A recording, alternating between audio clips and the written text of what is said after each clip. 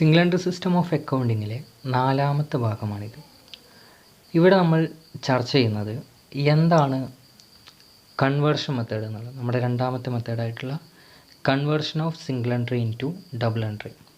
അപ്പോൾ എല്ലാവരും വീഡിയോ പൂർണ്ണമായിട്ട് തന്നെ കാണുക. അതിനുശേഷം നിങ്ങളുടെ അഭിപ്രായങ്ങളും നിർദ്ദേശങ്ങളും നിങ്ങൾ അറിയിക്കുക. വീഡിയോ ഇഷ്ടമായിട്ടുണ്ടെങ്കിൽ ലൈക്ക് ചെയ്യുക, അതേപോലെ തന്നെ ഷെയർ ചെയ്യുക, സബ്സ്ക്രൈബ് ചെയ്യുക. അപ്പോൾ എല്ലാവർക്കും ഒരിക്കൽ കൂടി നമ്മുടെ എജു പാർട്ണർ എന്ന ചാനലിലോട്ട് സ്വാഗതം.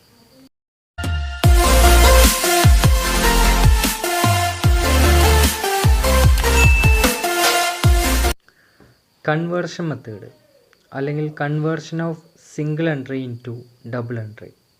പേരിൽ തന്നെ സൂചിപ്പിക്കുന്നുണ്ട്, കൺവേർട്ട് ചെയ്യാണ്, മാറ്റം വരുത്തുകയാണ്. നമ്മുടെ സിംഗിൾ എൻട്രി സിസ്റ്റത്തെ ഡബിൾ എൻട്രി സിസ്റ്റമാക്കിക്കൊണ്ട് കൺവേർട്ട് ചെയ്യണം.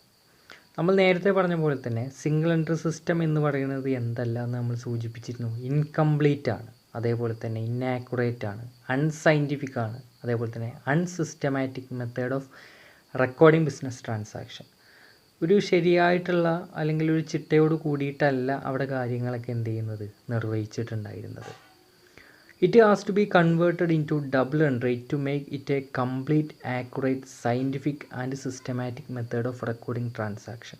അതിനു വേണ്ടിയിട്ടാണ് നമ്മുടെ സിസ്റ്റത്തെ നമ്മൾ ഫോളോ ചെയ്യുന്ന മെത്തേഡിനെ ഒന്നുകൂടി ഒരു ഓതൻറ്റിസിറ്റി അല്ലെങ്കിൽ ഒരു ആധികാരികത കൊണ്ടുവരാൻ വേണ്ടിയിട്ട്, ഒരു കൃത്യത കൊണ്ടുവരാൻ വേണ്ടിയിട്ട്, ഒരു ശാസ്ത്രീയത കൊണ്ടുവരാൻ വേണ്ടിയിട്ട് നമ്മൾ ആ സിസ്റ്റത്തെ എങ്ങോട്ട് മാറ്റുകയാണ്, ഡബിൾ എൻട്രി സിസ്റ്റമാക്കി മാറ്റുകയാണ് ഈ ഒരു മെത്തേഡിലൂടെ.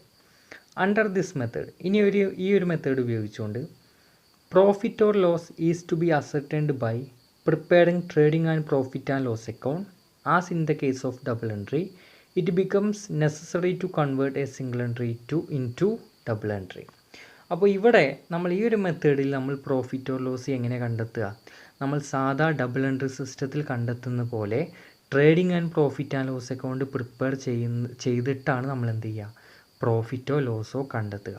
അതുകൊണ്ട് തന്നെ ഈ സിസ്റ്റത്തെ എങ്ങോട്ട് മാറ്റുന്നത് അനിവാര്യമാണ്, ഡബിൾ എൻട്രി സിസ്റ്റത്തിലോട്ട് മാറ്റുന്നത് അനിവാര്യമാണ്. കാരണം trading and profit and loss account തയ്യാറാക്കണമെങ്കിൽ അതിനാവശ്യമായിട്ടുള്ള വിവരങ്ങൾ നമുക്ക് വേണം.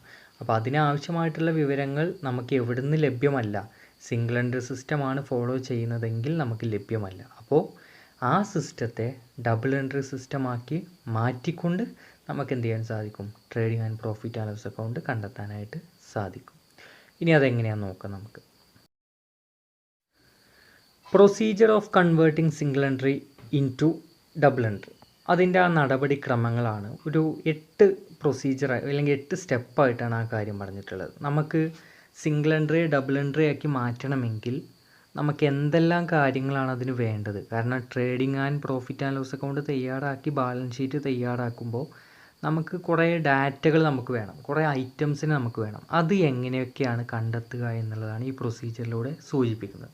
അപ്പോൾ ഒന്നാമതായിട്ട് prepare an opening statement of affairs to find out opening capital. നമ്മൾ നേരത്തെ സ്റ്റേറ്റ്മെൻറ്റ് ഓഫ് അഫയേഴ്സ് മെത്തേഡിൽ പറഞ്ഞിരുന്നു, ഓപ്പണിംഗ് ക്യാപിറ്റൽ അറിയില്ലെങ്കിൽ നമുക്ക് എന്ത് ചെയ്യണം, ഓപ്പണിംഗ് സ്റ്റേറ്റ്മെൻറ്റ് ഓഫ് അഫയേഴ്സ് തയ്യാറാക്കണം. അപ്പോൾ ഓപ്പണിംഗ് ക്യാപിറ്റൽ നൽകിയിട്ടില്ലെങ്കിൽ നമ്മൾ ഓപ്പണിംഗ് സ്റ്റേറ്റ്മെൻറ്റ് ഓഫ് അഫയേഴ്സ് തയ്യാറാക്കിക്കൊണ്ട് ഓപ്പണിംഗ് ക്യാപിറ്റൽ കണ്ടെത്തണം. കാരണം ഈ ഓപ്പണിംഗ് ക്യാപിറ്റലാണ് നമ്മൾ നമ്മുടെ ബാലൻസ് ഷീറ്റിൽ ലയബിലിറ്റി സൈഡിൽ ക്യാപിറ്റലായിട്ട് നമ്മൾ കാണിക്കാറുള്ളത്. അപ്പോൾ അത് നമുക്ക് വേണം. രണ്ടാമതായിട്ട് prepare A cash book and complete it as much as possible. From the cash book the opening balance of cash, closing balance of cash etcetera can be ascertained. രണ്ടാമതായിട്ട് എന്ത് തയ്യാറാക്കണം, ക്യാഷ് ബുക്ക് നമ്മളെ കൊണ്ട് സാധിക്കുന്ന രൂപത്തിൽ അത് എന്ത് ചെയ്യണം, പൂർത്തീകരിക്കണം. കാരണം ക്യാഷ് ബുക്കിൽ നിന്ന് നമുക്ക് ഒരു കാര്യങ്ങൾ മാത്രമല്ല ലഭിക്കുക, പല കാര്യങ്ങളും അതിലുണ്ടായിരിക്കും. ഓപ്പണിംഗ് ബാലൻസ്, ക്യാഷിൻ്റെ ഓപ്പണിംഗ് ബാലൻസ് ഉണ്ടായിരിക്കും, ക്യാഷിൻ്റെ ക്ലോസിംഗ് ബാലൻസ് ഉണ്ടായിരിക്കും, ഇനി മറ്റെന്തെങ്കിലും ഇൻഫോർമേഷൻസൊക്കെ അതിലുണ്ടായിരിക്കും. അപ്പോൾ അത് മനസ്സിലാക്കാൻ വേണ്ടിയിട്ട് ക്യാഷ് ബുക്ക് തയ്യാറാക്കണം. അപ്പോൾ ആദ്യം ഓപ്പണിംഗ് ക്യാപിറ്റൽ കണ്ടെത്താൻ വേണ്ടിയിട്ട് ഓപ്പണിംഗ് സ്റ്റേറ്റ്മെൻറ്റ് ഓഫ് അഫയേഴ്സും ക്യാഷ് ബുക്ക് തയ്യാറാക്കി അതിലൂടെ ഓപ്പണിംഗ് ക്യാഷും ക്ലോസിംഗ് ക്യാഷും ലഭിക്കും. മൂന്നാമതായിട്ട് in order to prepare final account some figures like credit sale, credit purchase, അതേപോലെ തന്നെ cash paid to creditors, bills payable issued to creditors, opening and closing balance of debtors and creditors, cash received from debtors, bills received bills receivable received etcetera are required. അപ്പോൾ ഇനി നമുക്ക് final account തയ്യാറാക്കാൻ വേണ്ടിയിട്ട് നമുക്ക് കുറേ കാര്യങ്ങൾ വേണം. Sales വേണം, പർച്ചേസ് വേണം, അതേപോലെ തന്നെ ക്രെഡിറ്റേഴ്സിന് പേയ്മെൻറ്റ് കൊടുത്തിട്ടുണ്ടെങ്കിലോ ബിൽസ് പേബിൾ കൊടുത്തിട്ടുണ്ടെങ്കിലോ opening balance of debtors and creditors, closing balance of debtors and creditors, അങ്ങനെ കുറേ ഇൻഫോർമേഷൻസ് വേണം. അത് നമുക്ക് എവിടെ നിന്നൊക്കെയാണ് കിട്ടുക നമുക്കൊന്ന് നോക്കാം. Okay, these figures may be missing. Such missing figures must be ascertained in the following manner. അപ്പോൾ ഈ കാര്യങ്ങളൊക്കെ മിസ്സിംഗ് ആയിരിക്കും. അപ്പോൾ ഇത് നമുക്ക് താഴെ പറയുന്ന അക്കൗണ്ടുകൾ തയ്യാറാക്കുന്നതിലൂടെ അത് നമുക്ക് കണ്ടെത്താം. Prepare total debtors account. Total debtors account തയ്യാറാക്കുന്നതിലൂടെ we can find out opening debtors, closing balance of debtors, cash received from debtors, credit sale. ഈ 4 കാര്യങ്ങൾ നമുക്ക് എവിടെ നിന്ന് കണ്ടെത്താൻ സാധിക്കും? ഡെപ്റ്റേഴ്സ് അക്കൗണ്ട് തയ്യാറാക്കുന്നതിലൂടെ സാധിക്കും. Opening debtors, closing debtors, cash received from debtors, credit sales. അത് നമ്മൾ കൂടുതലായിട്ട് ഡീറ്റെയിൽ ആയിട്ട് പഠിക്കുന്നുണ്ട്, അപ്പോൾ പറയാം. രണ്ടാമതായിട്ട് prepare total creditors account. Creditors account തയ്യാറാക്കണം. മുകളിൽ പറഞ്ഞ പോലെ തന്നെ ഇതിൻ്റെ നേരെ ഓപ്പോസിറ്റ് ആയിരിക്കും. ഓപ്പണിംഗ് ബാലൻസ് ഓഫ് ക്രെഡിറ്റേഴ്സ് ലഭിക്കും, closing balance of creditors, cash paid to creditors, credit purchase. ഈ 4 കാര്യങ്ങൾ എവിടെ നിന്ന് ലഭിക്കും? നമുക്ക് ക്രെഡിറ്റേഴ്സ് അക്കൗണ്ട് തയ്യാറാക്കുന്നതിലൂടെയും സാധിക്കും. ഇതൊക്കെ ഡീറ്റെയിൽ ആയിട്ട് പറയുന്നുണ്ട്, അപ്പോൾ നമുക്ക് പറയാം. Then prepare bills receivable account in order to find out bills receivable received during the year or opening balance of bills receivable or closing balance of bills receivable. ആ 3 കാര്യങ്ങളാണ് bills receivable account തയ്യാറാക്കിയാൽ നമുക്ക് കാണാൻ സാധിക്കുക. ഇതൊക്കെ നമ്മൾ ഇതിൻ്റെ form പറയുന്നുണ്ട് കേട്ടോ. അതേപോലെ തന്നെ prepare bills payable account in order to ascertain bills payable issued during the year or opening balance of bills payable or closing balance of bills payable. ഇത് കണ്ടെത്താൻ വേണ്ടിയിട്ട് നമുക്ക് ബിൽസ് പേയബിൾ അക്കൗണ്ടും അതേപോലെ തന്നെ ബിൽസ് റിസീവബിൾ അക്കൗണ്ടും തയ്യാറാക്കാം. അപ്പോൾ നമുക്ക് ഇപ്പോൾ പറഞ്ഞിട്ടുള്ള 4 കാര്യങ്ങൾ total debtors account, total creditors account, bills payable account, bills receivable account, ഇത് 4ഉം തയ്യാറാക്കണം. അതിനുശേഷം 4ാമത്തെ പ്രൊസീജിയർ ഇതായിരുന്നു. After preparing the above accounts calculate total sales and total purchase. മുകളിൽ പറഞ്ഞിരിക്കുന്ന അക്കൗണ്ടുകളൊക്കെ തയ്യാറാക്കി കഴിഞ്ഞാൽ നമുക്ക് ടോട്ടൽ സെയിൽസും ടോട്ടൽ പർച്ചേസും. ടോട്ടൽ സെയിൽസ് എന്ന് പറയുമ്പോൾ എന്തൊക്കെ കൂടുന്നതാണ്? Cash sales plus credit sale. ആ ക്രെഡിറ്റ് സെയിലിൻ്റെ ഇൻഫോർമേഷൻസ് നമുക്ക് ഡെപ്റ്റേഴ്സ് അക്കൗണ്ട് തയ്യാറാക്കുന്നതിലെയും ക്യാഷ് സെയിൽസിൻ്റെ ഇൻഫോർമേഷൻസ് നമുക്ക് ക്യാഷ് ബുക്കിലൂടെയും ലഭിക്കും. അത് അങ്ങനെ നമുക്ക് ടോട്ടൽ സെയിൽസ് കണ്ടെത്താം. അതേപോലെ തന്നെ പർച്ചേസും. ക്രെഡിറ്റ് പർച്ചേസ് നമുക്ക് ക്രെഡിറ്റേഴ്സ് അക്കൗണ്ടിൽ നിന്നും, ക്യാഷ് പർച്ചേസ് നമുക്ക് ക്യാഷ് ബുക്കിൽ നിന്നും ലഭിക്കും. അതിലൂടെ നമുക്ക് എന്ത് ചെയ്യാം? ടോട്ടൽ പർച്ചേസും കണ്ടെത്താം. Next point, refer the cash book and obtain information relating to nominal account. എന്ത് റെഫർ ചെയ്യണമെന്ന് പറഞ്ഞിട്ടുള്ളത്? ക്യാഷ് ബുക്ക് നോക്കിയാൽ നമുക്ക് മനസ്സിലാക്കാൻ സാധിക്കും എന്തുമായിട്ട് ബന്ധപ്പെട്ട informations. Nominal account. Nominal account എന്തായിരുന്നു? നോമിനൽ അക്കൗണ്ട് നമ്മുടെ സ്ഥാപനത്തിൻ്റെ എല്ലാ നാമമാത്രമായി സംഭവിക്കുന്ന കാര്യങ്ങൾ എന്ന് വെച്ചാൽ ചെലവുകൾ, ലോസസ്, ഇൻകംസ്, റവന്യൂ, ഇതൊക്കെ നമുക്ക് കാണാൻ സാധിക്കുക നോമിനൽ അക്കൗണ്ടിലാണ്. അതായത് എങ്ങനെയൊക്കെ ക്യാഷ് കൊടുത്തു, എങ്ങനെയൊക്കെ ക്യാഷ് കിട്ടി എന്നുള്ള വിവരങ്ങൾ എവിടെ ഉണ്ടായിരിക്കും? ക്യാഷ് ബുക്കിലുണ്ടായിരിക്കും. അതും റെഫർ ചെയ്തുകൊണ്ട് ആ ഇൻഫോർമേഷൻസിനെ നമ്മൾ അതിൽ നിന്ന് നേടിയെടുക്കണം. നെക്സ്റ്റ് സ്റ്റെപ്പ് എന്തായിരുന്നു? After completing the double entry process prepare A trial balance. Trial balance തയ്യാറാക്കണം. എന്തിനു വേണ്ടിയിട്ടാണ്? അതിൻ്റെ അരിത്മെറ്റിക്കൽ ആക്യുറസി പരിശോധിക്കാൻ വേണ്ടിയിട്ട്. നമ്മളിപ്പോൾ കണ്ടെത്തിയിരിക്കുന്ന ഓരോ ഇൻഫോർമേഷൻസിൻ്റെയും കൃത്യത മെഷർ ചെയ്യാൻ വേണ്ടിയിട്ട് ട്രയൽ ബാലൻസ് നമുക്ക് എന്ത് ചെയ്യണം? തയ്യാറാക്കണം. 7ാമത്തെ procedure, information relating to depreciation, outstanding expense, prepaid expense, income received in advance, provision for bad ഡെപ്റ്റ്, discount etcetera should be taken into consideration and make necessary adjustment transactions ആണ് ക്വസ്റ്റ്യൻ്റെ അവസാനം തരും. അപ്പോൾ ഇതിനെയൊക്കെ പരിഗണിച്ചുകൊണ്ടായിരിക്കണം ഫൈനൽ അക്കൗണ്ട് തയ്യാറാക്കാൻ. ലാസ്റ്റായിട്ട് എന്ത് ചെയ്യണം? Prepare trading and profit and loss account and balance sheet in the usual manner. നമ്മൾ സാധാരണ രീതിയിൽ തയ്യാറാക്കുന്ന പോലെ തന്നെ trading and profit and loss account നമ്മൾ എന്ത് ചെയ്യണം? തയ്യാറാക്കണം. ബാലൻസ് ഷീറ്റും തയ്യാറാക്കണം. ഓക്കെ, അപ്പോൾ നമ്മൾ ചെയ്ത കാര്യങ്ങൾ എന്തൊക്കെയായിരുന്നു ഒന്ന് നോക്കുക. നമ്മൾ നേരത്തെ സൂചിപ്പിച്ച പോലെ ഡെപ്റ്റേഴ്സ് അക്കൗണ്ടിൻ്റെ ഫോർമാറ്റാണിത്. കാരണം നമുക്ക് സെയിൽസ് കണ്ടെത്തണമെങ്കിൽ 2 കാര്യങ്ങൾ ഉൾപ്പെടുന്നതാണ് സെയിൽസ്. ക്യാഷ് സെയിൽസും ക്രെഡിറ്റ് സെയിലും. അപ്പോൾ ക്രെഡിറ്റ് സെയിലുമായിട്ട് ബന്ധപ്പെട്ട ഇൻഫോർമേഷൻസ് ഉണ്ടാവുക ഡെപ്റ്റേഴ്സ് അക്കൗണ്ടിലായിരിക്കും. ക്യാഷ് സെയിൽസിൻ്റെ ഇൻഫോർമേഷൻസ് നമുക്ക് ക്യാഷ് ബുക്കിൽ നിന്ന് നമുക്ക് ലഭിക്കും. അപ്പോൾ ഈ ഡെപ്റ്റേഴ്സിൽ എന്തൊക്കെയാണ് വരിക നോക്കുക. ഡെപ്റ്റേഴ്സ് അക്കൗണ്ട് അല്ലെങ്കിൽ ഡെപ്റ്റേഴ്സ് എന്ന് പറയുമ്പോൾ നമുക്കറിയാം അസറ്റാണെന്ന് അറിയാം. അസറ്റ് ഇൻക്രീസ് ചെയ്താൽ ഡെബിറ്റ് ചെയ്യണമെന്നും ഡിക്രീസ് ചെയ്താൽ ക്രെഡിറ്റ് ചെയ്യണമെന്നും നമുക്കറിയാം. അപ്പോൾ എന്തൊക്കെ കാര്യങ്ങളാണ് അതിൻ്റെ ഡെബിറ്റ് സൈഡിൽ ഉണ്ടാവുക, എന്തൊക്കെ കാര്യങ്ങളാണ് ക്രെഡിറ്റ് സൈഡിൽ ഉണ്ടാവുക, ഓരോന്നും നമുക്ക് ഡീറ്റെയിൽ ആയിട്ട് തന്നെ നോക്കാം. അപ്പോൾ ആദ്യം ഏതൊരു അക്കൗണ്ടിൻ്റെയും ഫസ്റ്റ് ഐറ്റം എന്ന് പറയുന്നത് ഓപ്പണിംഗ് ബാലൻസ് ആണ്. ഡെബിറ്റ് സൈഡിൽ ഐറ്റം നോക്കുക, ഓപ്പണിംഗ് ബാലൻസ്. ഈ വർഷം ആരംഭിക്കുമ്പോൾ നമ്മുടെ കയ്യിൽ ഡെപ്റ്റേഴ്സായിട്ട്, അതായത് നമുക്ക് തരാനുള്ള വ്യക്തികൾ ഇത്ര രൂപ തരാനുണ്ട് എന്നുള്ളത് നമുക്ക് മനസ്സിലായി. ടു ബാലൻസ് ബ്രോ ഡൗൺ, അതാണ് ഓപ്പണിംഗ് ബാലൻസ്. സെക്കൻഡ് വൺ, പിന്നെ ഈ ഡെബിറ്റ് സൈഡിൽ ഉണ്ടാകുന്നത് എന്തൊക്കെയായിരിക്കും? ഡെപ്റ്റേഴ്സിനെ എങ്ങനെയൊക്കെയാണോ ഡെപ്റ്റേഴ്സ് വർദ്ധിച്ചത് ആ കാര്യങ്ങളാണ് ഇവിടെ ഉണ്ടാവുക, ഈ പറയുന്ന ഡെബിറ്റ് സൈഡിൽ ഉണ്ടാവുക. അടുത്തായിട്ട് എന്തായിരുന്നു?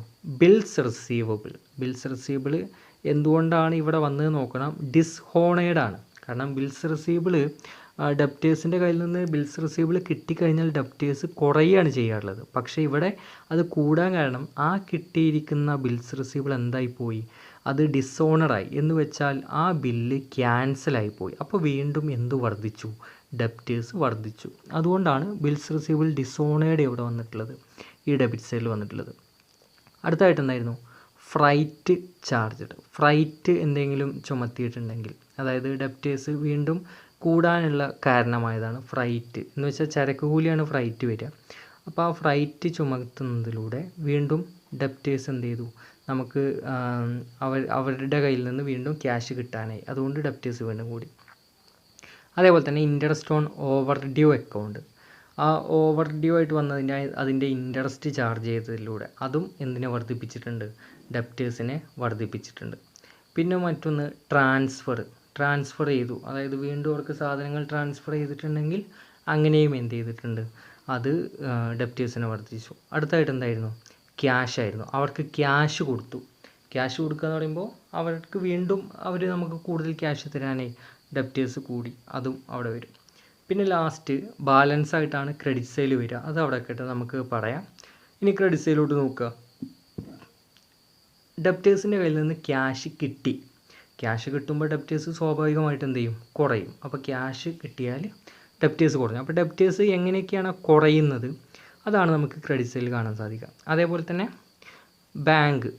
ബാങ്കിലേക്കും അവർ ക്യാഷ് നൽകി, അപ്പോഴും അവർ കുറഞ്ഞു. ബിൽസ് റിസീവബിൾ ഇഷ്യൂ ചെയ്തു.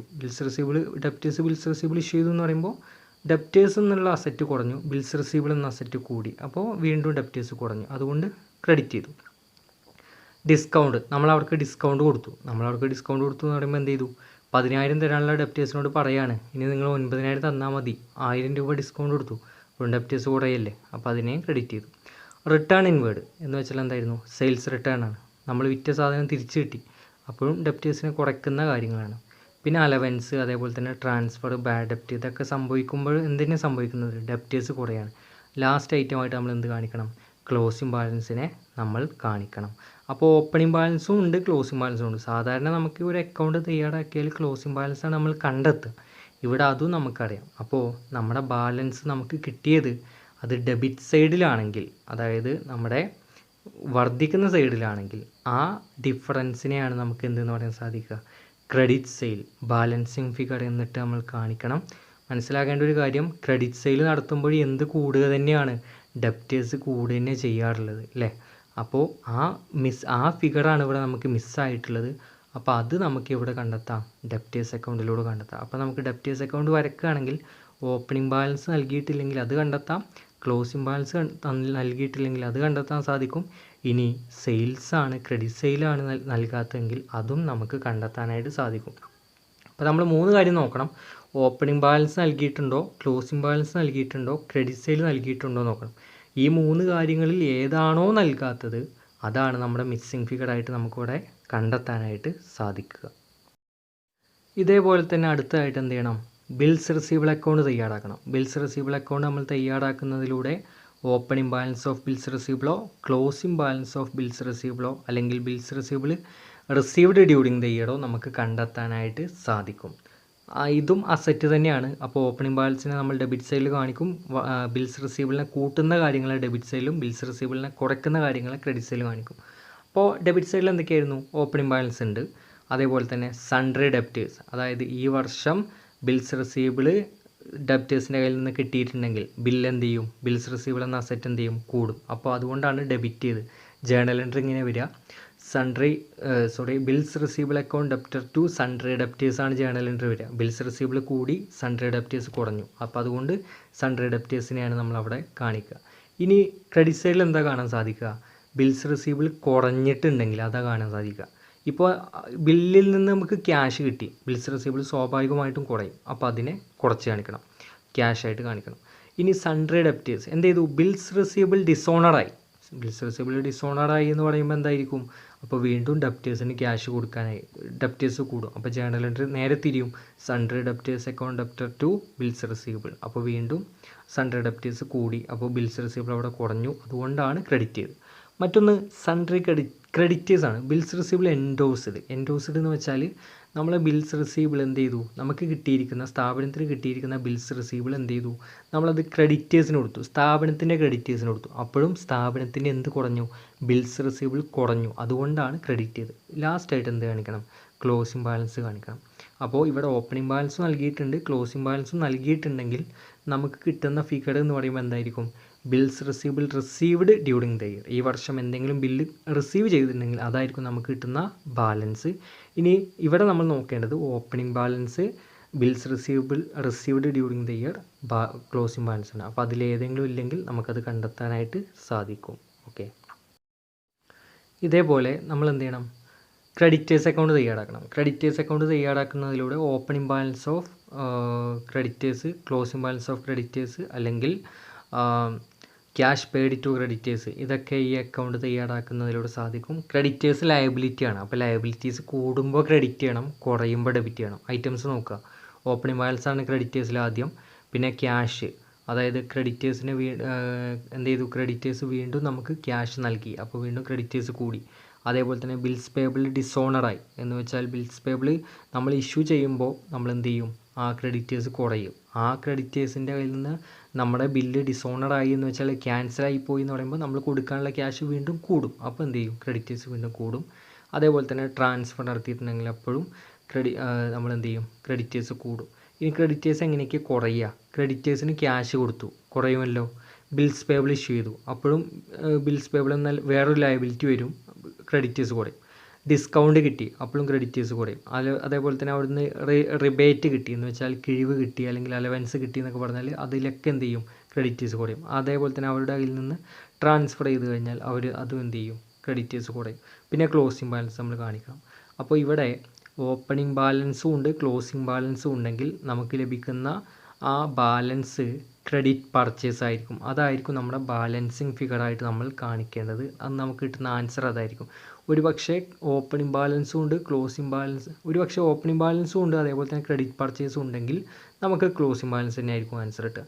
ഇനി എന്തില്ല, ക്ലോസിംഗ് ബാലൻസും ഉണ്ട്, അതേപോലെ തന്നെ ക്രെഡിറ്റ് പർച്ചേസും ഉണ്ടെങ്കിൽ നമുക്ക് കിട്ടുന്ന ആൻസർ എന്തായിരിക്കും, ഓപ്പണിംഗ് ബാലൻസ് ആയിരിക്കും. അപ്പോൾ ഈ 3 കാര്യങ്ങളാണ് നമുക്ക് ഈ പറയുന്ന ക്രെഡിറ്റേഴ്സ് അക്കൗണ്ട് തയ്യാറാക്കിയാൽ നമുക്ക് കണ്ടെത്താനായിട്ട് സാധിക്കുക. ഓക്കെ, ഇനി ഇതേപോലെ ബിൽസ് പേബിൾ അക്കൗണ്ട് തയ്യാറാക്കണം. ബിൽസ് പേബിൾ അക്കൗണ്ട് തയ്യാറാക്കുന്നതിലൂടെ opening balance of bills payable, closing balance of bills payable, അതേപോലെ തന്നെ bills payable issued or acceptance during the year, ഇത് കണ്ടെത്താനായിട്ട് സാധിക്കും. അപ്പോൾ ബിൽസ് പേബിൾ കൂടുമ്പോൾ ക്രെഡിറ്റ് ചെയ്യണം, കുറയുമ്പോൾ ഡെബിറ്റ് ചെയ്യണം. അപ്പോൾ ക്രെഡിറ്റ് സൈഡിൽ എന്തൊക്കെയാണ് ഉണ്ടാവുക, ഓപ്പണിംഗ് ബാലൻസ് ഉണ്ടാവും, അതേപോലെ തന്നെ ബിൽസ് പേബിൾ ഇഷ്യൂ ചെയ്തിട്ടുണ്ടെങ്കിൽ ചിലപ്പോൾ അത് ബാലൻസിങ് ഫിഗറായിട്ടായിരിക്കും നമുക്ക് ലഭിക്കുക, അത് നമുക്ക് കണ്ടെത്താൻ സാധിക്കും. ഇനി ഡെബിറ്റ് സൈഡിൽ കാണാൻ സാധിക്കുക, ക്യാഷ് കിട്ടിയിട്ടുണ്ടെങ്കിൽ ക്യാഷ് കൊടുത്തിട്ടുണ്ടെങ്കിൽ ബിൽസ് പേബിൾ കുറയും, അപ്പോൾ അത് കാണാൻ സാധിക്കും. അതേപോലെ തന്നെ സൺട്രി ക്രെഡിറ്റേഴ്സ്, ബിൽസ് പേബിൾ ഡിസോണറായി എന്ന് പറയുമ്പോൾ എന്ത് ചെയ്തു, ബില്ല് കുറയുകയാണ് അല്ലേ. ബില്ല് കുറയുമ്പോൾ അപ്പോഴും അതിന് നമ്മൾ ഡെബിറ്റ് ചെയ്തു. പിന്നെ ക്ലോസിംഗ് ബാലൻസ് ഉണ്ടെങ്കിൽ അതും നമുക്ക് ഡെബിറ്റ് സൈഡിൽ കാണാനായിട്ട് സാധിക്കും. ഇതിൽ നിന്ന് നമുക്ക് കണ്ടെത്താൻ സാധിക്കുക ഓപ്പണിംഗ് ബാലൻസ് ഓഫ് ബിൽസ് പേബിളോ ക്ലോസിംഗ് ബാലൻസ് ഓഫ് ബിൽസ് പേബിളോ ആയിരിക്കും. ഇനി ഇതും അല്ലെങ്കിൽ ഇത് രണ്ടും നൽകിയിട്ടുണ്ടെങ്കിൽ നമുക്ക് bills issued during the year, എത്ര രൂപയുടെ ബില്ല് ഈ വർഷം ഇഷ്യൂ ചെയ്തിട്ടുണ്ട് അത് നമുക്ക് കണ്ടെത്താനായിട്ട് സാധിക്കും. ഓക്കെ, അപ്പോൾ അതിനൊക്കെ വേണ്ടിയിട്ടാണ് നമ്മൾ ഈ പറയുന്ന ഡെപ്റ്റേഴ്സ് അക്കൗണ്ടും ക്രെഡിറ്റേഴ്സ് അക്കൗണ്ടും അതേപോലെ തന്നെ ബിൽസ് റിസീവബിൾ അക്കൗണ്ടും ബിൽസ് പേബിൾ അക്കൗണ്ടും നമ്മൾ എന്ത് ചെയ്യുക, തയ്യാറാക്കുന്നത്. ഓക്കെ, ഒരു കാര്യം കൂടി നമുക്കറിയണം, ascertainment of opening and closing സ്റ്റോക്കോ ഓപ്പണിംഗ് സ്റ്റോക്കോ നൽകിയിട്ടില്ലെങ്കിൽ അതെങ്ങനെ കണ്ടെത്താം എന്നുള്ളത് കൂടി നമുക്ക് നോക്കിയിട്ട് ഇത് അവസാനിപ്പിക്കുന്നതാണ്. അപ്പോൾ നമുക്കൊരു ഇക്വേഷൻ അറിയാം. ഇതിനിപ്പോൾ പ്രത്യേകിച്ച് ഒരു ഇക്വേഷൻ ഒന്നുമില്ല, പക്ഷേ നമുക്ക് വേറൊരു ഇക്വേഷൻ അറിയാം. നമുക്ക് സെയിൽസ് കണ്ടെത്താനുള്ള ഒരു ഇക്വേഷൻ അറിയാം. Gross profit plus cost of goods sold, അല്ലെങ്കിൽ cost of goods sold plus gross profit ആണ് നമ്മുടെ ടോട്ടൽ സെയിൽസ് എന്ന് പറയുന്നത്. നമ്മൾ പഠിച്ച കാര്യമാണ്. അപ്പോൾ ഈ ഇക്വേഷൻ വെച്ചുകൊണ്ട് നമുക്ക് എന്ത് കണ്ടെത്താൻ സാധിക്കും? നമുക്ക് സ്റ്റോക്കിനെ കണ്ടെത്താനായിട്ട് സാധിക്കും. കോസ്റ്റ് ഓഫ് ഗുഡ്സ് സോൾഡിൻ്റെ മറ്റൊരു ഇക്വേഷൻ നമ്മൾ പഠിച്ചിട്ടുണ്ടായിരുന്നു. Opening stock plus purchase plus direct expense minus closing stock. ഇതായിരുന്നു എന്തിൻ്റെ equation? Cost of goods sold കണ്ടെത്താനുള്ള ഇക്വേഷൻ. ഇതിൽ ബാക്കി എല്ലാ കാര്യങ്ങളും അറിയാമെങ്കിൽ നമുക്ക് ഇവിടെ അറിയാത്തത്, ഈ ഇക്വേഷനിൽ അറിയാത്തത്, നമുക്ക് ഇവിടെ ആദ്യത്തെ കേസ് എടുക്കുകയാണെങ്കിൽ ഓപ്പണിംഗ് സ്റ്റോക്ക് നമുക്കറിയില്ല എന്ന് വിചാരിക്കുക. ബാക്കിയുള്ള എല്ലാ ഐറ്റവും നമുക്കറിയാം. ക്ലോസിംഗ് സ്റ്റോക്ക്, അതേ cost of goods sold, purchase, direct expense ഒക്കെ നമുക്കറിയാമെങ്കിൽ നമുക്ക് ആ ഇക്വേഷനിൽ അപ്ലൈ ചെയ്തുകൊണ്ട് എന്ത് കണ്ടെത്താം? ഓപ്പണിംഗ് സ്റ്റോക്കിനെ കണ്ടെത്താനായിട്ട് സാധിക്കും. അപ്പോൾ നമുക്ക് ഇവിടെ ഇതാണല്ലോ നമുക്ക് കണ്ടെത്തേണ്ടത്, ഓപ്പണിംഗ് സ്റ്റോക്കിനാണല്ലോ കണ്ടെത്തേണ്ടത്. അപ്പോൾ ബാക്കിയുള്ളതിനൊക്കെ എന്ത് ചെയ്യുക? ഈ സമത്തിൻ്റെ ഇപ്പുറത്തോട്ടാണ് കൊണ്ടുവരുമ്പോൾ പർച്ചേസിനെ ഇങ്ങോട്ട് കൊണ്ടുവരുമ്പോൾ എന്തായിട്ട് മാറും? മൈനസ് പർച്ചേസ് ആയിട്ട് മാറും. എക്സ്പെൻസിനെ കൊണ്ടുവരുമ്പോൾ അതെന്തായിട്ട് മാറും? മൈനസ് ഡയറക്റ്റ് എക്സ്പെൻസ് ആവും. ക്ലോസിംഗ് സ്റ്റോക്കിനെ ഇങ്ങോട്ട് കൊണ്ടുപോകുമ്പോൾ എന്താവും? പ്ലസ് ക്ലോസിംഗ് സ്റ്റോക്ക് ആവും. അപ്പോൾ ഇക്വേഷൻ ഇങ്ങനെയായിട്ട് മാറും. Cost of goods sold minus purchase minus direct expense plus closing stock. അല്ലെങ്കിൽ ഇങ്ങനെ ഇതാ, cost of goods sold plus closing stock minus purchase minus direct expense. അപ്പോൾ എന്താ ചെയ്തിട്ടുള്ളത്? ഓപ്പണിംഗ് സ്റ്റോക്കിനെ മാത്രം ഇവിടെ നിർത്തിയിട്ട് ബാക്കിയുള്ളതിനെല്ലാം സമത്തിൻ്റെ ഇപ്പുറത്തോട്ട് കൊണ്ടുവന്നു. ഇതേപോലെ തന്നെ നമുക്ക് എന്തിനേയും കണ്ടെത്താൻ സാധിക്കും? Closing stock. അവിടെ നമുക്ക് ബാക്കിയുള്ളതെല്ലാം അറിയാം, ഓപ്പണിംഗ് സ്റ്റോക്കും അറിയാം. അങ്ങനെയാണെങ്കിൽ നമുക്ക് എന്ത് ചെയ്യാം? എങ്ങനെ കണ്ടെത്താനായിട്ട് സാധിക്കും? അപ്പോൾ അവിടെ നമ്മൾ എന്ത് ചെയ്തു? ഇവിടെ മൈനസ് ക്ലോസിംഗ് സ്റ്റോക്കാണല്ലോ.